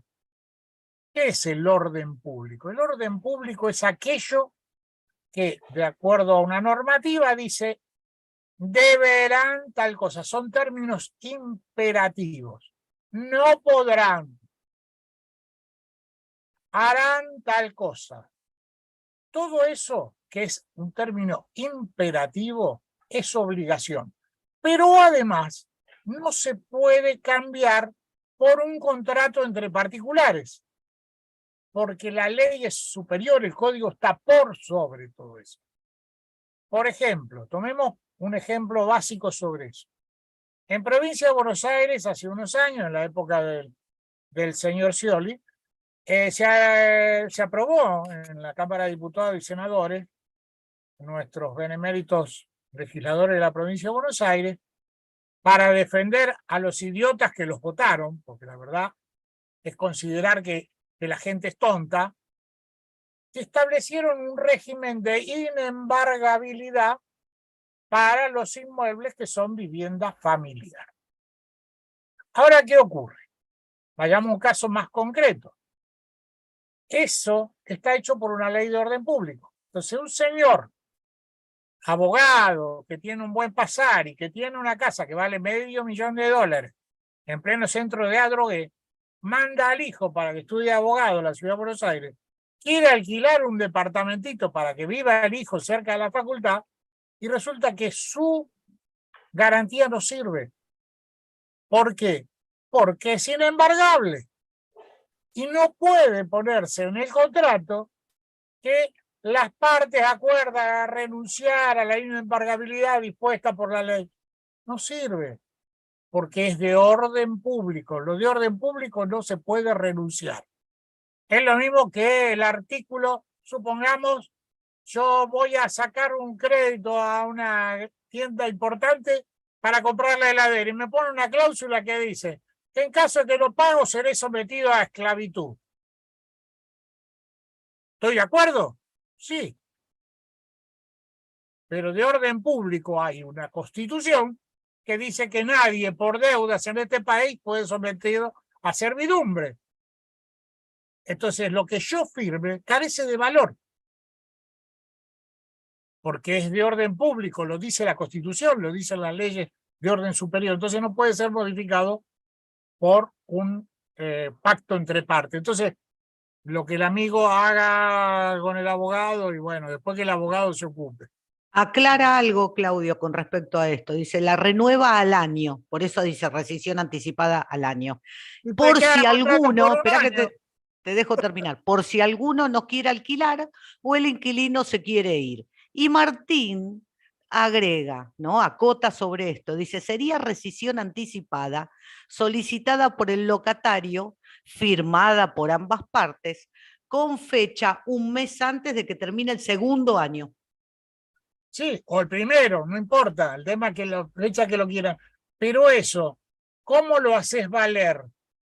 ¿Cómo lo datás? Porque lo primero que ocurre, yo no me quiero ir. No quiero responder a ese formulario que le firmé de rescisión anticipada. Si yo eso lo hice certificar en una escribanía, van a ver que tiene fecha de certificación por la escribanía 1 año y medio antes. ¿Qué valor tiene eso? Entonces, no, es incongruente la solución. La solución está por el otro lado, por hacer contratos por periodos menores dentro del marco de lo que la legislación nos permite. Quiero formularte algo sobre, es verdad, Gabriel, perdón, que no se leyó, pero dice que reformula la pregunta, Gabriel, del artículo 1198, último párrafo. Cuando habla de tenencia previa para evitar hacer un contrato por 3 años, ¿esa tenencia previa tiene que tener un tiempo determinado? No. Espera que no termine, me lleva a pensar, si no, que acreditar tenencia por un mes o inclusive menos, evitaríamos el plazo legal. ¿Así lo entienden? Yo creo que no es, no me suena válido. Ahora, si vos me decís, tengo una tenencia previa por un comodato de 2 años, es válido. Tengo una tenencia previa porque tengo un contrato por tiempo determinado de 1 año y hago otro contrato de otro año, me parece razonable. O sea, también tiene que ver en términos de la razonabilidad. Yo no puedo dibujar esa tenencia previa, porque si no, también hago un contrato temporario por 90 días y después de eso ya figura que tengo una tenencia previa, pero ya estoy cambiando el objeto. Uno es por vivienda y el otro es por temporario. Entonces no tiene relación, es como yo estoy mezclando pera con manzana. Entonces, seamos creativos, pero manontropo, ¿no? Dentro de un marco de razonabilidad. Clarísimo. Mónica nos estaba haciendo antes, y bueno, retomo la pregunta. Dice, ¿debo cobrar honorarios comerciales si el que alquila lo hace en un inmueble apto profesional? Primer pregunta. Si va a ejercer la profesión ahí, sí, porque va a actuar comercialmente, por más que sea psicólogo, que sea abogado, contador, etcétera. Si no la va a ejercer ahí porque la va a usar como vivienda, no. Estamos hablando, por supuesto, siempre sea en la jurisdicción de Cava, ¿no? De la ciudad de Buenos Por supuesto, Aires. sí. Bueno, pero me Entendamos eso. refiero en el sentido de amplio de que no todo lo que se alquila de apto profesional es para el destino profesional. Sí, muchos inmuebles también figuran cuando hacen los avisos, destino, oficina exclusiva, apto profesional Claro, claro, únicamente, o sea, no sí, permiten sí, vivienda. En ese claro, caso sí, ¿no, Alberto? claro, ahí sí, porque ahí vos tenés un fin específico que es el de oficina. La oficina es una actividad comercial y es más, hay edificios enteros de oficina, así que Sí, sí, sí, pero entiendo que, bueno, Mónica está haciendo esta consulta en los casos de apto profesional, los edificios de oficinas yo son todo de quiero hacer oficina. alguna aclaración, ya que Sí, vamos avanzando ya en el tema. estamos terminando, claro. Porque son algunas que yo voy recibiendo también así. Aclaración. Yo recomiendo poner una cláusula en todos los contratos de alquiler donde en caso que el propietario decida la venta del inmueble locado, el inquilino tiene la obligación para mostrarlo a los posibles interesados con previo aviso, una vez por semana, etcétera, etcétera, porque de esa manera, si yo tengo algo alquilado, él se puede seguir manteniendo la venta. Este concepto, ¿qué quiere decir? Por un lado, que me va a facilitar que si no lo figura, el inquilino puede negarse a mostrar la propiedad. ¿Tá? Pero por el otro lado, ¿qué ocurre? Yo no puedo poner, contrario a lo que estamos hablando, una cláusula que diga que si yo lo tengo a la venta, me tiene que desalojar en 48 horas o en 2 meses, no importa. El único que resuelve la rescisión del contrato de alquiler es el inquilino, dentro de los marcos que tenemos establecidos. Ahora, si se produce la venta en el interín que está alquilado, ¿yo qué voy a hacer? En el acto de la escritura voy a hacer una cesión de derechos del contrato original al comprador, donde también le doy traslado del depósito y por el otro lado el comprador le va a tener que informar al inquilino que a partir de tal fecha le tiene que pagar el alquiler al otro.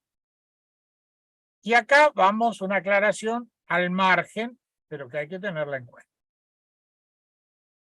Si el que está vendiendo le ofrecen un negocio que para él es interesante o tiene otro negocio colateral que le permite obtener un beneficio adicional X, que no lo conocemos, porque nosotros sabemos que en nuestra actividad la subjetividad de lo que cada una de las personas con las que tratamos realiza las operaciones de compraventa, todo lo demás, es imposible de deducir.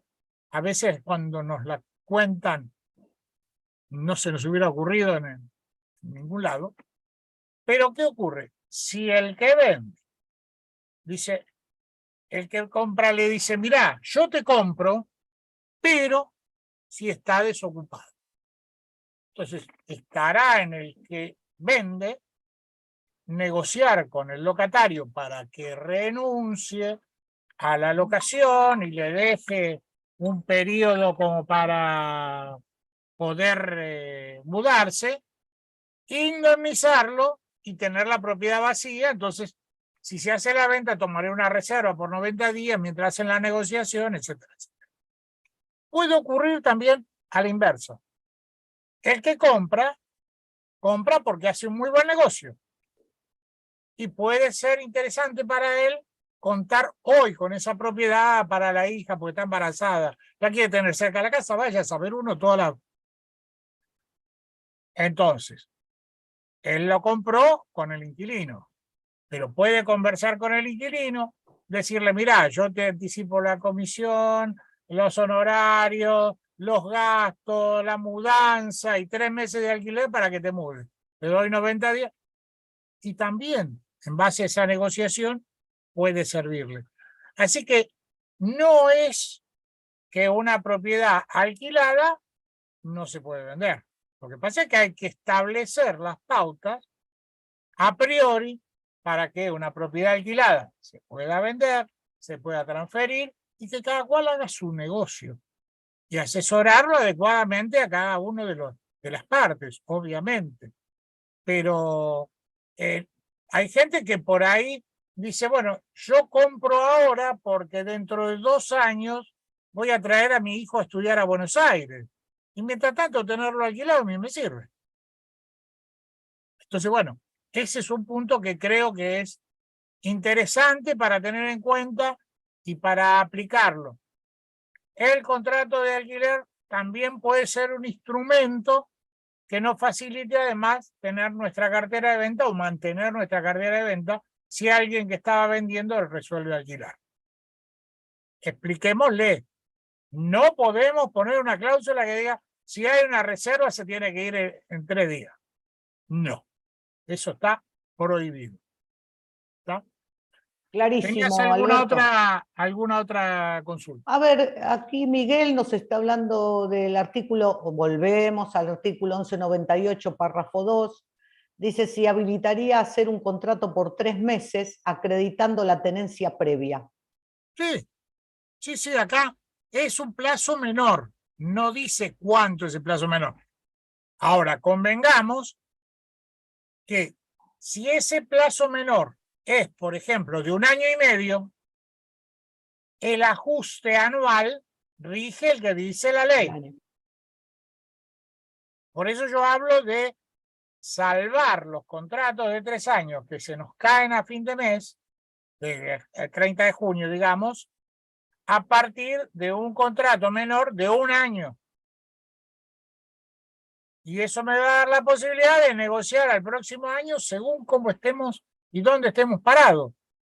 Pero tengo un instrumento que me permite hacer una cosa absolutamente legal, con todas las condiciones, teniendo en cuenta la calidad del inquilino, teniendo en cuenta la situación del mercado, los valores, aclarándole bien al propietario qué es lo que le va a quedar de bolsillo en función de su situación. En fin, a tener el panorama bien clarito y todo dentro del marco legal. Bueno, vamos respondiendo las últimas porque estamos ya en los últimos minutos. Acá Mónica nuevamente nos pregunta si el inquilino tiene un seguro de caución, ¿tiene que cambiar por el que quiere el locador? No, ahí sí eso es un acuerdo de parte. O sea, cuando vayamos más atrás al hecho. Cuando yo tomo una propiedad para alquilar, yo redacto una autorización de alquiler. En esa autorización de alquiler, el propietario me va a manifestar qué tipos de garantía está dispuesto a recibir. Entonces, si yo tomo la propiedad tomando los recaudos de lo que tengo que considerar al momento de hacer una autorización, tengo, entre otras cosas, que en esa autorización poner que el propietario va a recibir como garantía seguros de caución de la compañía tal cual o cual, o va a recibir garantía propietaria de Capital Federal o de Quemú Quemú. Entonces, yo ya cuando voy a publicar la propiedad, ya la tengo especificada. Entonces, en la redacción, en la descripción del aviso, voy a estar poniendo, solo se admiten garantías de tal tipo, de tal cosa, esto y lo otro. Una recomendación que, bueno, acá me cambio de la mascarita y ahora soy productor seguro. Recomiendo que en todos los casos hagan tomar al inquilino un seguro de incendio y responsabilidad civil lindero por el valor de reconstrucción de la propiedad, que es un seguro económico y que hay compañías que ya lo están emitiendo por la duración del contrato, o sea, por 3 años, donde queda salvaguardado los intereses de la propiedad del propietario que está dentro del inmueble locado y que en el usufructo, el uso y el goce que tiene el inquilino, están a su disposición, pero que si hay un siniestro se pueden dañar. Tengamos por ello los reboques, los artefactos, los cables, los muebles de cocina, los muebles de baño, los artefactos de cocina, los artefactos de baño, en fin, una cantidad de cosas y los daños que le puedan causar a terceros. Y yo lo que hago, ya que estábamos hablando de la descripción del aviso donde publico un alquiler, pido, bueno, yo lo hago yo porque me dedico a eso, pero solicito un presupuesto de un seguro de incendio y responsabilidad civil lindero para los metros cubiertos que tiene esa propiedad y en el aviso pongo, al momento de la contratación deberá contar con un seguro de responsabilidad civil lindero e incendio, valor aproximado tantos pesos. De forma tal de que cuando el inquilino viene o el postulante viene, tiene clarito todo lo que tiene que tener. ¿Por qué? Nosotros en muchos modelos de contratos poníamos que el locatario se obliga durante el primer mes del contrato a contratar a satisfacción en las compañías de primer nivel, un contrato, pero si el incendio se produce al segundo día, no hay seguro que valga. O sea, no tengo cubierto los intereses del propietario. Entonces, lo agrego como un elemento que es conveniente tenerlo y va dentro en la línea de las recomendaciones que nosotros hacemos. El que quiera, en el grupo Alquilar Paso a Paso que yo tengo en Facebook, van a encontrar modelos de autorización, de reserva, de contratos, que los pueden bajar, están en Word y están disponibles. Por lo menos para tener una orientación de un lineamiento donde incorporo todas estas cuestiones que creo que la madurez social nos hace que lo tengamos en cuenta. ¿Está? Porque si a un inquilino se le prendió fuego las cosas que son de su propiedad, ¿qué le voy a ir a reclamar por las cosas que son propiedad del locatario, tipo del locador? Olvídate, me dejo todo y me voy, chao. Agarra sus documentos y se las toma y a quién le voy a reclamar. Entonces, convengamos que es un elemento para ponerlo en el contrato de alquiler. Excelente, clarísimo, clarísimo. Bueno, ya estamos en tiempos, ya pasamos 2 horas excelentes, muy claras por todo, agradecimientos de varios, realmente, bueno, no gracias. No les creas, esos son los No, amigos.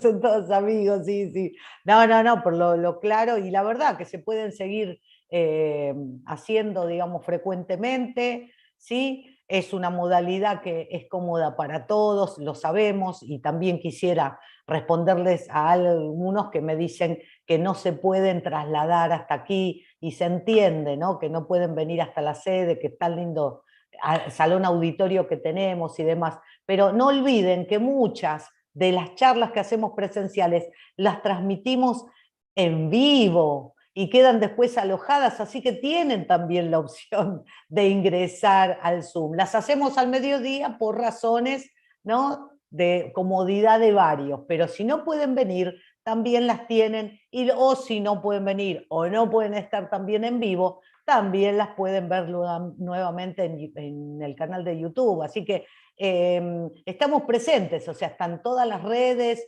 lo vamos viralizando por varios grupos también, como lo sabemos muchos. Así que bueno, sí, no, son más agradecimientos y demás. Pero quería, por último, decirte, porque no lo terminé de leer, Alejandro, te quería decir, espera, que lo hizo hace un montón la pregunta, pero sí, no quería dejarlo pasar, o sea, como para finalizar, que realmente, viste, te agradece mucho, Alberto, por tu charla excelente, y dice, se me ocurre derogar la ley 27.551 y reflotar, restablecer la derogada, la 23.091. Vuelvo a lo que hablábamos. Como para finalizarlo. Tenemos un marco legal que está dado por el Código Civil y Comercial, que está vigente, por varios artículos de la 27.551 que están vigentes. Si yo derogo la 27.551, tengo que reformular todo el Código Civil y Comercial. Lo conveniente, lo que sería más definitivo, y que es lo que tenemos más orgánico y más estructurado como base para definir estos temas, es el tema del tratamiento en las cámaras y la resolución de las modificaciones de estos artículos que ellos mismos han presentado y tienen un preacuerdo de tratamiento. O sea que ese es el camino efectivo y el camino real, genuino. Yo no puedo hablar de suspender una ley por 180 días, como dijo la vocera, trasladando una conversación de dos abogados oportunamente queriendo corregir de que se iba a derogar la ley, que tampoco se puede derogar. Si yo la derogo, no vuelvo para atrás y genero todo un periodo de falta de norma, que es peor, es empeorar toda la situación. Entonces, señores, asuman una realidad de un contexto que tiene pautas, que tiene normas. Lo que corresponde es sentarse en las bancas de la legislación y ponerse a tratar punto por punto. Salga Pato Gallareta, acá no es competencia, a ver, yo gané más, yo gané menos, y por no usar otros términos que salieron ahí a decir algunos hijos de famosos. Entonces, acá el tema es que quienes estén en los lugares que corresponden y que han sido elegidos para darnos la solución a toda esta problemática, que se hagan cargo, que asuman su función y que legislen en la forma que corresponde y se terminó la historia. No hace falta más nada. No inventemos cosas raras que se van de todo parámetro y que después no sabemos dónde vamos a estar parados, va a ser peor. Correcto. Clarísimo, Alberto. Te agradecemos el tiempo que nos brindaste con todo ese trabajo con mucho esmero, que si vos querés y lo deseas, lo podemos poner en la biblioteca digital. Sí, con todo gusto. Sí. Podemos Yo te subir puedo pasar mañana. el PowerPoint para que vos lo Exactamente. dispongas, lo pones en la biblioteca digital. Y Para por que otro todos lo lado, me tengan. gustaría, si vos tenés posibilidad, de bajar el chat que pusieron Eso lo preguntas en tiene YouTube. Daniel. Daniel, si nos estás escuchando, puede bajarlo el chat para poder, todas las que nos quedaron inconclusas, no las leímos, le damos las disculpas y estamos obviamente en vivo y es muy complicado y algunas se reiteraban y demás. Bueno, pero las que no se hubieran reiterado y que pudieran estar no, corresponde. De una forma que pueda aportar algo, lo hacemos. Corresponde que estén todas las inquietudes, para eso era la charla debate, como fue planteada. Así que bueno, nos vemos en un próximo encuentro. Muchísimas gracias, Alberto. Un clarísimo tu... Bien. Y bueno, el que conoce entra a mi YouTube, entra al alquilar paso a paso, se comunica por teléfono, lo que sea, saben que yo estoy a disposición. Excelente, muchísimas gracias y muchísimas gracias a todos los que han participado en esta nueva charla. Un abrazo, nos vemos gracias por estar. En el próximo encuentro. Muchas gracias, Alberto. Y les recordamos que mañana tenemos la charla de ABC Inmobiliario, muy interesante para todos, para el que ya está en ejercicio, refrescar muchos temas. El amigo Fortunato es un capo. Me sacaste las palabras, justamente.